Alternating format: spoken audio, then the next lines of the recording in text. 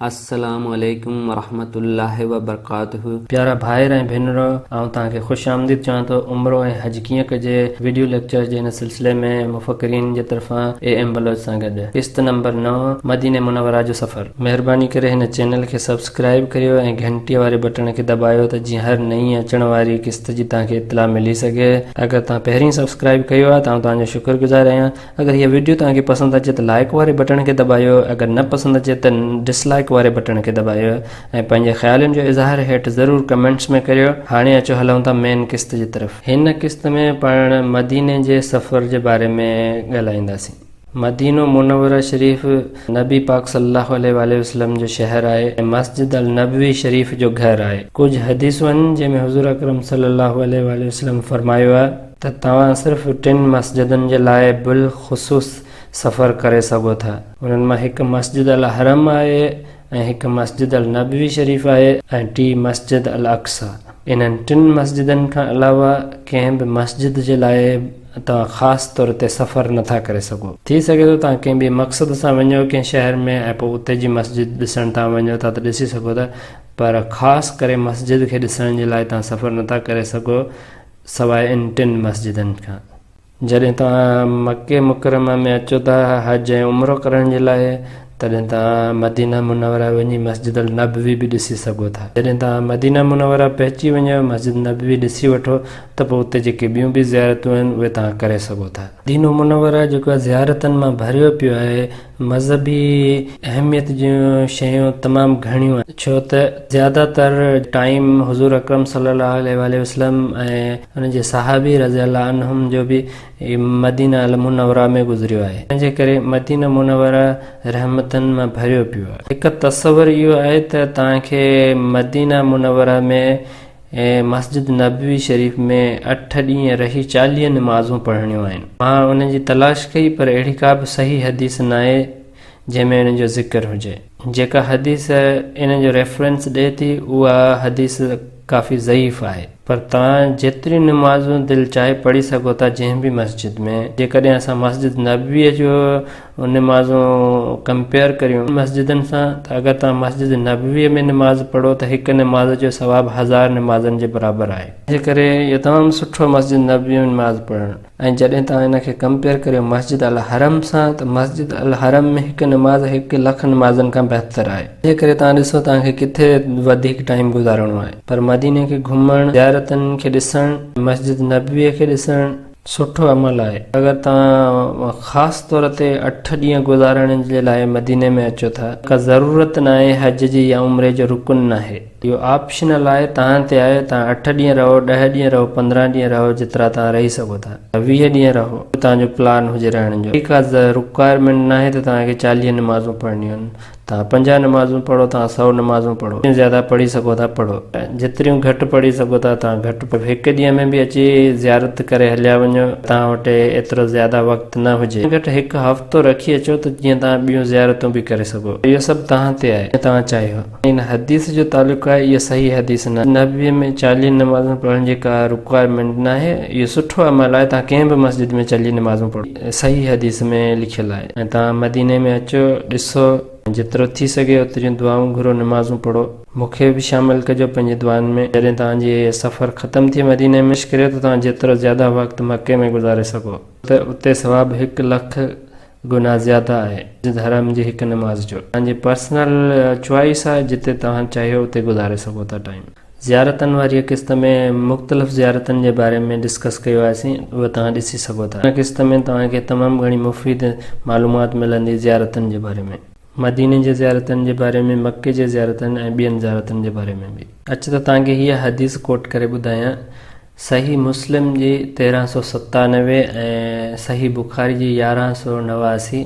अबू हुरैरा रज़ी अल्लाह अन्हु खां रिवायत आहे त अल्लाह जे रसूल सल्लल्लाहु अलैहि वसल्लम फरमायो त तव्हां मस्जिद खे ॾिसण जे लाइ को सफ़र न कयो वञे सवाइ हिन मुंहिंजी मस्जिद जे ऐं मस्जिद अल हरम जे ऐं मस्जिद अल अक्सा जे। इहे हदीसूं जंहिं सां ज़ाहिर थियो त हुज़ूर सल्लल्लाहु अलैहि वसल्लम फरमायो त तव्हां इन 3 मस्जिदनि जे लाइ बिलख़ुसूस सफ़र करे सघो था, बाक़ी कंहिं बि मस्जिद जे लाइ ख़ुसूसी सफ़र जी इजाज़त न आहे। सही मुस्लिम 3209 अबू हुरैरा रज़ियल्लाहु अन्हु हुज़ूर सल्लल्लाहु अलैहि वसल्लम खां डायरेक्ट रिवायत कई आहे त हुज़ूर सल्लल्लाहु अलैहि वसल्लम फरमायो हो, हिकु नमाज़ मुंहिंजे मस्जिद में 1000 नमाज़नि खां बहितर आहे कंहिं बि बाक़ी मस्जिदनि में सवाइ मस्जिद अल हरम जे। मस्जिद अल हरम काबा शरीफ़। ऐं मुस्लिम जी 3210 खां वठी 3217 ताईं जेके हदीसूं आहिनि उन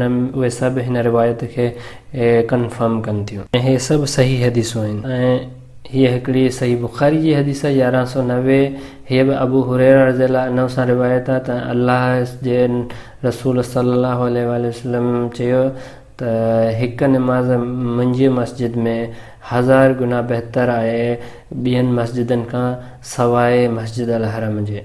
इहा ॿी हदीस हुई जेका इन शइ खे कंफर्म करे थी त मस्जिद अल हरम यानी काबा जेको आहे उहो मस्जिद नबवी खां बि ज़्यादा सवाब जे रुतबे में आहे, 1 लख दफ़ा बहितर। ऐं अगरि पाण मस्जिद नबवी जे बारे में ॻाल्हायूं त सही बुखारी जी हदीस आहे 1196।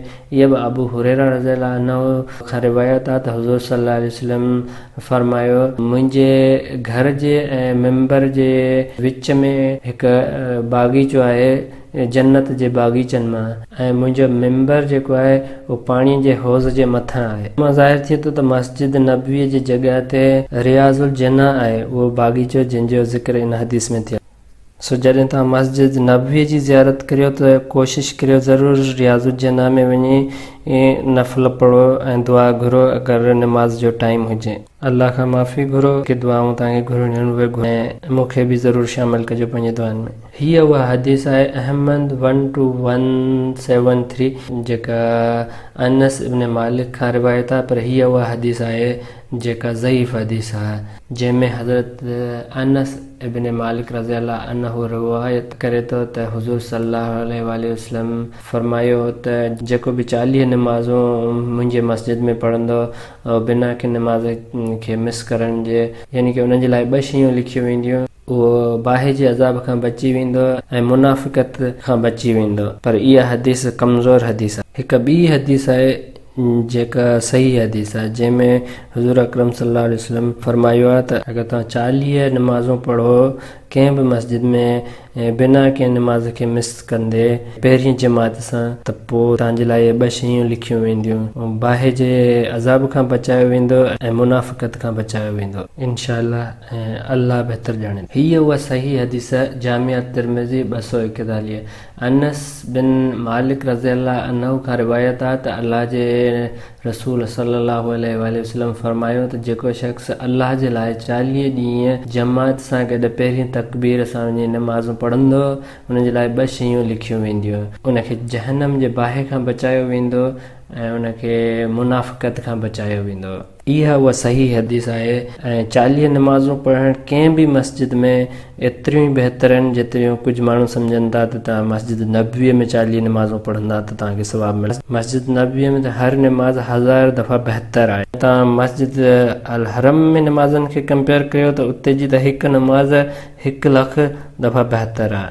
ऐं हाणे तव्हां ख़ुदि फ़ैसिलो करियो वक़्तु किथे गुज़ारणु चाहियो था। ऐं हिकु ॿी हदीस आहे मुस्लिम 1396, इहा बि इब्न अब्बास रज़ियल्लाहु अन्हु खां रिवायत आहे त हिकु औरत जेका आहे उहा बीमार थी पई, उन मिन्नत मञी अल्लाह खे त जॾहिं आउं ठीकु थी वेंदसि त आउं बैतुल मुक़द्दस यरूशलेम में वञी नमाज़ पढ़ंदसि। जॾहिं उहा औरत ठीकु थी वई, सेहतमंद थी, त उन तयारी कई सफ़र जी, ऐं हूअ औरत सैयदा मैमूना रज़ियल्लाहु अन्हु उम्मुल मोमिनीन वटि आई, उनखे सलाम कयो ऐं उन इहा ॿुधाई त हिन सफ़र ते थी वञे, जंहिं ते उम्मुल मोमिनीन फरमायो उन औरत खे त तव्हां हिते ई वियो, जेको तव्हां सामान गॾु कयो आहे उहो वेही खाओ पियो, ऐं नबी पाक सल्लल्लाहु अलैहि वसल्लम जिन मस्जिद में नमाज़ पढ़ो, छो त माना नबी पाक सल्लल्लाहु अलैहि वसल्लम खां ॿुधो हो त हिकु नमाज़ मुंहिंजी मस्जिद में यानी मस्जिद नबवीअ में 1000 गुना बहितर आहे कंहिं बि ॿी मस्जिद में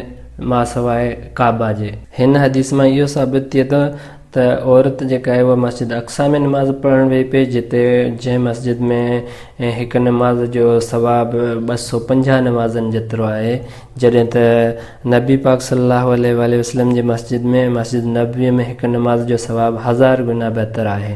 त इहो बहितर हो मस्जिद नबवी में वेही उहा नमाज़ पढ़े बजाए हिनजे कि मस्जिद अक्सा वञे। इहो उमुल मोमिनीन जो मशवरो हो उन औरत जे लाइ। असीं इन मशवरे ते अमल करियूं ऐं तव्हां वटि ज़्यादा टाइम न हुजे त पोइ तव्हां 8 ॾींहं मदीने में गुज़ारण जे तव्हां मदीने में ज़ियारतूं करे ऐं बाक़ी जेतिरो ज़्यादा वक़्तु हुजे उहो मके में वञी गुज़ारियो, छो त उते हिकु नमाज़ जो सवाबु 1 लख नमाज़नि जेतिरो आहे। पर तव्हां वटि वधीक टाइम, माण्हुनि जा 20 ॾींहंनि जा पैकेज हूंदा आहिनि, 25 जा, 30 जा, कुझु जा 35 ॾींहंनि जा बि हूंदा।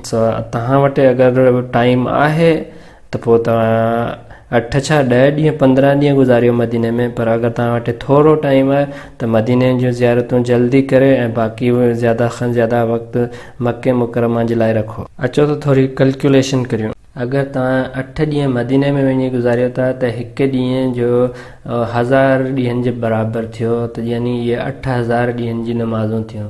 अगरि 8000 ॾींहंनि जूं नमाज़ूं तव्हां सालनि में कन्वर्ट करियो त इहे 21.92 सालनि जे नमाज़नि जे बराबरि थी वियूं। ऐं अगरि तव्हां इहे 8 ॾींहं मके में गुज़ारियो त हिकु ॾींहं जूं नमाज़ूं 1 लख ॾींहंनि जे नमाज़नि जे बराबरि आहिनि। मके में 8 सां मल्टीप्लाए करियो त इहे 8 लख ॾींहंनि जूं नमाज़ूं थी वियूं मके में 8 ॾींहंनि में। ऐं 8 लखनि खे अगरि तव्हां सालनि में कन्वर्ट करियो त इहे 2191.78 सालनि जूं नमाज़ूं गोया कि 8 ॾींहंनि में तव्हां पढ़ी छॾियूं। ऐं कंफ्यूज़ न थिजा त तव्हां 8 ॾींहं मके में नमाज़ूं पढ़ी छॾियूं या 8 ॾींहं मदीने मुनव्वरा में नमाज़ूं पढ़ी छॾियूं त तव्हां सॼी उमिरि नमाज़ूं न पढ़ो। सॼी उमिरि जूं नमाज़ूं तव्हां पंहिंजे रेगुलर टाइम ते हर नमाज़ हर टाइम ते पाबंदीअ सां पढ़ंदा रहो पंहिंजी सॼी उमिरि। इहो सिर्फ़ु हिकिड़ी तव्हांजे लाइ लॉटरी निकिती हुई, तव्हांखे मौक़ो मिलो मक्का मुकरमा या मदीना मुनव्वरा वञण जो, त तव्हांखे इहो सवाबु गॾु करण जो मौक़ो मिली वियो। इन जो इहो मतिलबु हरगिज़ बि न आहे त तव्हां हिकु दफ़ो वञी 8 ॾींहंनि जूं नमाज़ूं पढ़ी अचो ऐं 8 लख जे बराबरि थी वियूं ऐं हाणे सॼी उमिरि तव्हां नमाज़ूं न पढ़ो। इहो हरगिज़ इन जो मतिलबु न आहे। उमेद करियां थो त तव्हांखे इहा सम्झ में अची वई हूंदी ॻाल्हि। अचो तव्हांखे हिकु ॿी हदीस ॿुधायां। सही बुखारीअ जी 1193 अब्दुल्ला बिन दीनार रज़ी अल्लाह अन्हु खां रिवायत आहे त इब्न उमर रज़ी अल्लाह अन्हु फरमायो त हुज़ूर अकरम सल्लल्लाहु अलैहि वसल्लम मस्जिद कुबा वेंदो हो हर सैटरडे ते, कॾहिं पैदल त कॾहिं जानवर ते चढ़ी, ऐं इब्न उमर बि ईअं ई कंदो हो। हिन हदीस मां इहो साबित थिए थो त मस्जिद कुबा वञण बि सुन्नत आहे। जॾहिं तव्हां मदीने में हुजो त तव्हां मस्जिद कुबा वञी विज़िट करियो, इहा सुन्नत आहे। मस्जिद कुबा इस्लाम जे क़दीम मस्जिदनि मां हिकु आहे। ऐं हिकु ॿी हदीस आहे सुनन इब्न माजा जी 1412। इहा सहल बिन हुनैफ रज़ी अल्लाह अन्हु खां रिवायत आहे त हुज़ूर सल्लल्लाहु अलैहि वसल्लम फरमायो त जेको शख़्स पंहिंजे घर में ख़ुदि पाक करे ऐं पोइ उहो मस्जिद कुबा वञे ऐं उते नमाज़ पढ़े त उन जो सवाबु हिकु उमिरि जे सवाबु बराबरि हूंदो। जामिया तिर्मिज़ी जी 324 इन नरेशन खे कन्फर्म थी करे। हीअ हदीस उन्हनि जे लाइ हुई जेके मदीने में रहिया पिया हुआ ऐं तव्हां अगरि मदीना विज़िट करणु वञो था त तव्हां पंहिंजे होटल ते गुसल करियो, तयारु थियो ऐं वञी ज़रूरु हिकु नमाज़ बा जमायत मस्जिद कुबा में पढ़ो, छो त हिकु नमाज़ जो सवाबु तव्हांखे हिकु उमिरि जे बराबरि मिलंदो। ऐं इहो त तमामु आसान उमिरो ऐं वॾी बरकत वारी ॻाल्हि ऐं सुन्नत बि आहे। तव्हां ज़रूरु फ़ाइदो हासिलु कजो। जॾहिं तव्हां मके ऐं मदीने में आहियो त तव्हां मुख़्तलिफ़ ज़ियारतूं करे सघो था। मुख़्तलिफ़ ज़ियारतूं पाण कवर कंदासीं ज़ियारतनि वारी क़िस्त में इंशाअल्लाह। अॻी क़िस्त जेका ज़ियारत जे नाले सां आहे। ज़ियारतूं अगरि तव्हां सिर्फ़ु इन नियत सां कयो, सैर व तफ़रीह ऐं पंहिंजे ईमान खे ताज़ो करण जी नियत सां, गौर फ़िक्र करण जे नियत सां, इन्हनि खे इस्लाम जो हिसो न बनाए। ज़ियारतूं हज या उम्रे जो हिसो न आहिनि। ज़ियारतूं सिर्फ़ु मस्जिद नबवी, मस्जिद हरम ऐं मस्जिद अक्सा जूं करे सघो था। ऐं जॾहिं तव्हां मदीने में या मके में आहियो त पोइ जीअं हिकु आम माण्हू वञी सैरो तफ़रीह जे लाइ वञे थो, तीअं तव्हां बि सैरो तफ़रीह जे लाइ वञी बाक़ी उहे ज़ियारतूं करे सघो था। ऐं जीअं मस्जिद कुबा वञणु सुन्नत आहे त उन जे लाइ तव्हां ज़रूरु वञी सघो था, पर तव्हां कंहिं ॿिए शहर खां या ॿिए मुल्क खां मस्जिद कुबा जे लाइ ख़ुसूसी तौर ते नथा अची सघो। तव्हां मस्जिद नबवी जे लाइ अचो ऐं जॾहिं तव्हां मदीना मुनवरा में पहुची वञो त पोइ उते जूं ॿियूं बि तव्हां शयूं ॾिसी सघो था, छो त असां उहे अमल करे सघूं था जंहिंजो को सबूत सुन्नत में हुजे। इन मस्जिदनि ऐं ॿियनि जॻहियुनि ते इन ख़ासि नियत सां वञो त उहो ठीकु न आहे।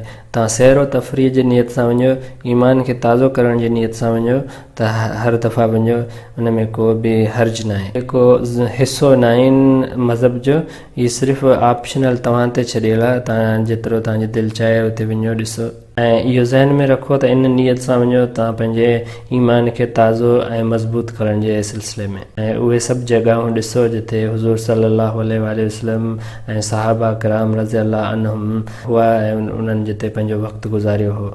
ऐं दुआ करियां थो त अल्लाह असां सभिनी खे हिदायत नसीब अता फ़रमाए, आमीन। महिरबानी, अगरि तव्हांखे इहा वीडियो पसंदि आई हुजे त लाइक वारे बटन खे दॿायो, अगरि न पसंदि आई हुजे त डिसलाइक वारे बटन खे दॿायो। ख़्यालनि जो इज़हार हेठि कमेंट्स में ज़रूरु कयो। ऐं अञा ताईं अगरि तव्हां हिन चैनल खे सब्सक्राइब न कयो आहे त हाणे चैनल खे सब्सक्राइब करियो ऐं घंटीअ वारे बटन खे दॿायो त जीअं हर नई अचण वारी वीडियो जी इतला तव्हांखे मिली सघे। नईं क़िस्त में तेसिताईं अल्लाह हाफ़िज़।